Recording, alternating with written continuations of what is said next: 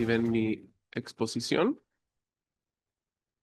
Aún no se está proyectando, doctor. Ahí sí. Ya, perfecto, ya se está proyectando. Perfecto. Espera un segundo, a ver. Ahí sí. Bueno, como señaló José, mi ponencia tiene por nombre Desafío de la ética y las buenas prácticas para los secretarios arbitrales, experiencia en Chile, en la jurisdicción en respecto a la cual yo ejerzo mi trabajo acá en el Centro de Arbitraje y Mediación de la Cámara de Comercio de Santiago. Y esta experiencia en Chile podríamos acotarla a de que a diferencia en Perú, donde tienen muchos centros de arbitraje, donde también el arbitraje ad hoc tiene mucha cabida. Aquí la gran parte de lo que es el arbitraje comercial y todas las disputas del país se concentran institucionalmente acá en el Camp Santiago, por lo que nos vamos a remitir a algunas estadísticas, algunos elementos que han nacido de la experiencia del centro y que reflejan en gran parte cuál es la experiencia nacional en torno a los secretarios arbitrales. Solamente para hacerse una idea, en el Camp Santiago se han tramitado más de 6.600 arbitrajes a la fecha,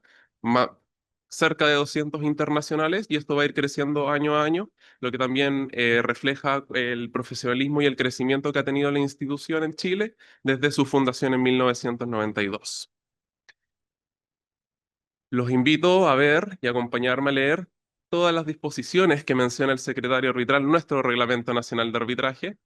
Como podrán observar, no hay ninguna.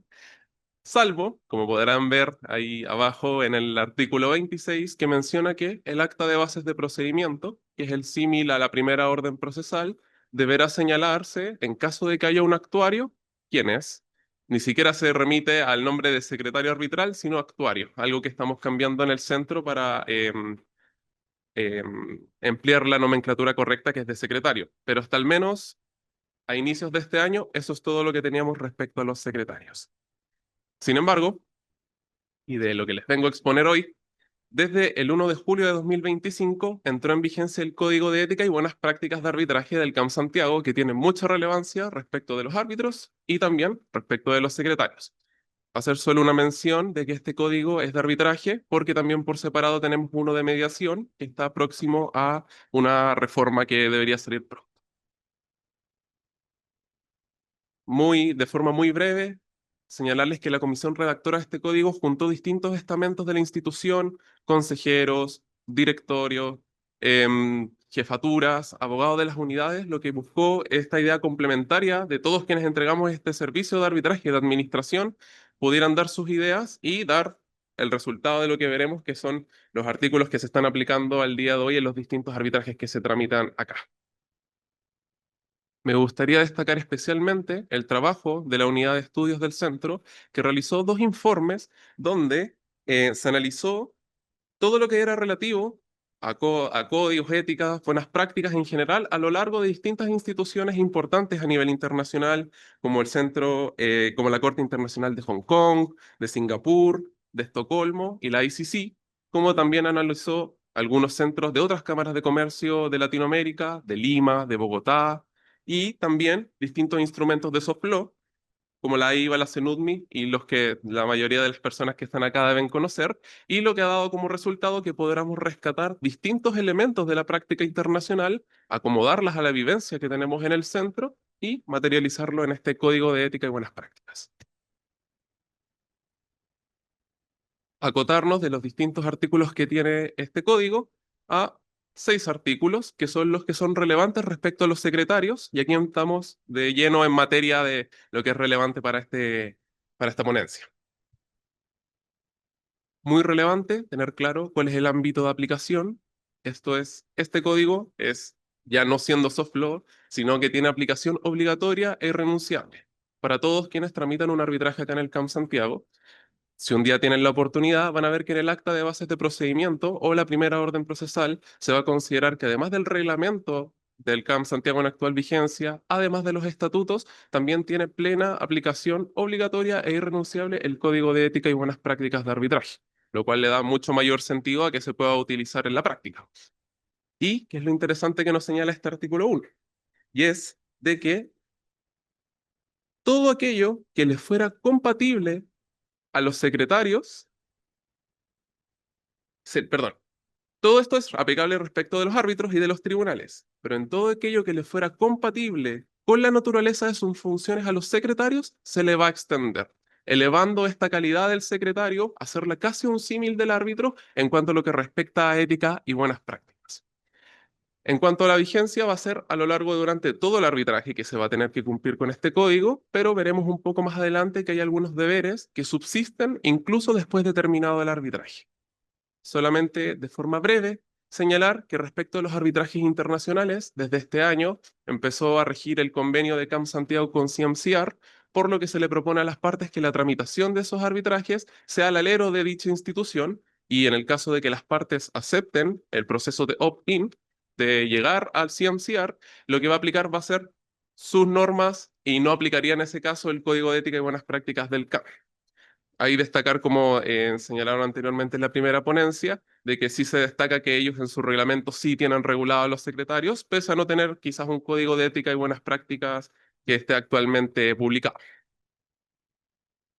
Ahora ya concentrándonos en deberes concretos, tenemos el deber de revelación, muy conectado a la independencia también, a la imparcialidad, y aquí también como otros centros, se utiliza la declaración de disponibilidad, independencia e imparcialidad, que es la misma que suscriben los árbitros previo a iniciar el arbitraje, previo a su aceptación y juramento, y va en los mismos términos respecto del secretario, siendo la oportunidad procesal para poner en conocimiento de las partes dicha declaración previo a la designación del árbitro, las dos declaraciones al mismo tiempo en el expediente, o si hay algún hecho, circunstancia sobreviniente, o el secretario asume más adelante en el arbitraje de la manera más pronta y oportuna. Esto le da el mismo derecho que existe respecto del árbitro de el plazo de 5 días que entrega el reglamento actualmente por si quisieran hacer valer sus derechos. Veremos que respecto del árbitro específicamente una recusación, respecto del secretario podrían haber algunas ambigüedades, pero sí está su oportunidad procesal para hacer valer los derechos de las partes si hay alguna oposición. ¿Qué es lo que se debe revelar? Yo creo que lo que más o menos todos entendemos, si hay alguna amistad, enemistad, vínculo familiar, algún vínculo laboral, todo lo relacionado a lo que pudiera poner en duda la independencia y la imparcialidad del secretario, y lo que siempre nosotros buscamos transmitirle a los tribunales, a los secretarios, es siempre tener un criterio conservador. Si hay algo que nos está dando la vuelta, si se debe o no se debe revelar, casi siempre vamos a sugerir mejor revelar. Y es algo que también nos ha traído quizás mayor situaciones donde el Consejo y el Comité de Ética y Buenas Prácticas ha tenido que conocer situaciones, pero un mayor resguardo de los procesos y confianza en la institución y en cómo lleva los arbitrajes. Aquí también dar una información extra que no es propia de los secretarios arbitrales, pero también este Código de Ética y Buenas Prácticas se reguló de que si el árbitro tiene que el árbitro, perdón, tiene la obligación de que si tiene conocimiento de que alguna de las partes está teniendo financiamiento de terceros, él debe revelarlo. Y esto igual es muy interesante porque también refleja el compromiso del centro, además respecto a la figura del secretario, que es algo que en distintas instituciones ya se estaba regulando hace tiempo, también todo lo relacionado a los third party funding y el financiamiento de terceros, también se está implementando de forma concreta en este código y a futuro podrá ser en alguna reforma del reglamento. En cuanto al deber de abstención, nos preguntaremos de qué hay que abstenerse y en realidad también es más o menos claro de lo que podemos rescatar de nuestra práctica profesional, que son las relaciones de negocios profesionales o personales con personas que puedan poner en duda nuestra independencia e imparcialidad o evitar adquirir intereses económicos que puedan generar, señala el código, dudas justificadas a juicio de una persona razonable. Ese es el estándar que señala y bueno, aún no hemos tenido reclamos, pero veremos en el futuro cómo se va demarcando o limitando ese estándar de juicio de una persona razonable. Y el código también señala que si es una relación inevitable, volviendo al deber del artículo anterior, revelar.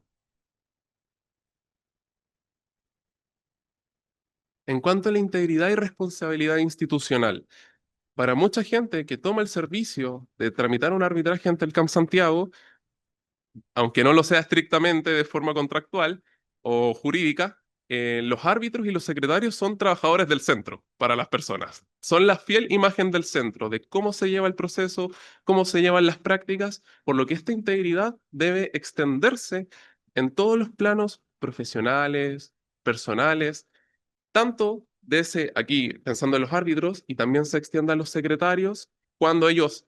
de forma viceversa, estén como secretario o como árbitro, como experto en algún juicio, como ponente en alguna actividad, tienen que mostrarse como personas íntegras y comprometidas con esta responsabilidad constitucional y el rol que cumple en la sociedad el arbitraje y todas las personas que trabajan para que este método de resolución de conflictos funcione, teniendo un compromiso activo con dicha integridad. En cuanto a la confidencialidad, también elementos que hemos visto anteriormente en otro tipo de discusiones de arbitraje. El reglamento ya lo establecía de forma expresa y podemos delimitar aquí, ya viendo que nos va quedando poco tiempo, lo interesante es el alcance que se extiende en el código de ética, donde el árbitro ya no solamente tiene responsabilidad de resguardar la confidencialidad de todos los antecedentes del proceso, sino que también debe velar por el resguardo de todos aquellos a quienes auxilian al tribunal en su labor, lo que también podría traerle como consecuencia si hay alguna sanción o alguna irresponsabilidad en el trabajo o en la labor que realiza el secretario, que él lo auxilia durante el proceso, también le podría traer consecuencias al árbitro, lo cual también hace de que con mayor responsabilidad el árbitro vea a quién designa en dicha calidad. Y el último elemento, el último artículo, en cuanto a las infracciones y sanciones, estas, también específicamente para los árbitros, se podría quizás extender a los secretarios, donde tenemos en base también a la naturaleza, gravedad y reiteración de la situación que se dé, puede haber una amonestación privada, claramente eso se va a poder hacer respecto a un secretario, pero no va a poder haber suspensión temporal de la nómina ni expulsión de la nómina, ya que aquí no tenemos nómina de secretarios, sino que se sigue más o menos el criterio general del arbitraje internacional donde cada árbitro designa a su secretario. Entonces, lo más seguro que cuando esto se dé la práctica y tengamos nuestro primer reclamo del secretario, en contra de un secretario, será finalmente la recomendación lo más seguro, es de que el árbitro aplique su discrecionalidad de poder removerlo del cargo, como también de poder agregar a otra persona que lo auxilie y evitar que eso traiga alguna complicación en el proceso.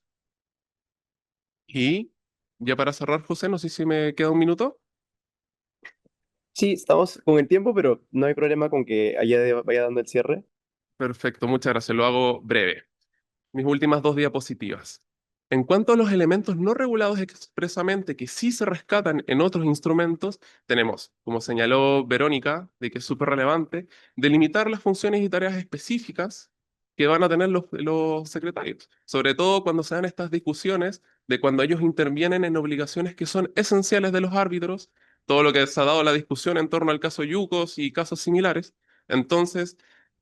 pareciera ser muy relevante y prioritario que en algún momento eso sí se regule de forma expresa y también implementar esta consulta previa a las partes respecto a la idoneidad, al currículum y todas las capacidades profesionales que tiene el secretario. Respecto a la responsabilidad del árbitro por la conducta del secretario, incluso en otras cortes se ha llegado al punto de llegar a tener de limitar cuáles son las sanciones expresas en caso de incurrir en una irresponsabilidad del secretario, quizás también podría ser útil. Em, También regular de forma expresa, como señala la Corte Internacional de Londres, esta posibilidad de recusar al secretario, que en realidad es algo que está muy alejado de la práctica del Camp Santiago, donde los árbitros suelen ser abogados del mismo estudio del árbitro, de distintas edades, de distinta experiencia, donde tampoco, también está de cierta forma muy limitada cuáles las tareas que pueden realizar en el arbitraje, a diferencia de arbitrajes internacionales grandes que también se han tramitado en el centro, donde el secretario cumple una labor de, lamentablemente, casi como un cuarto árbitro, guardando los márgenes, obviamente. Y, de forma breve, implementar una nómina institucional de secretarios, como señaló en Ecuador en la primera ponencia. ¿Cuáles son los requisitos para ser secretario? Quizá eso sí elevaría cuál es también el estándar, qué es lo que el centro busca para seguir profesionalizando la tramitación. Y respecto a los honorarios del secretario, es algo que acá está sentado que lo paga el árbitro que al final trabaja en la misma oficina, pero igual se podría regular de forma expresa de que es carga del tribunal. Y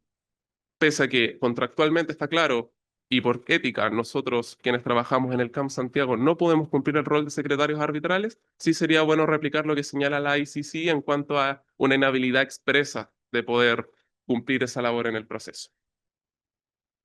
En 5 palabras, como conclusiones, avances sustantivos, sí, se reglamentó, tiene aplicación obligatoria, sí, lo cual siempre es muy bueno, sobre todo en lo relacionado a ética y buenas prácticas, poder hacerlo vinculante.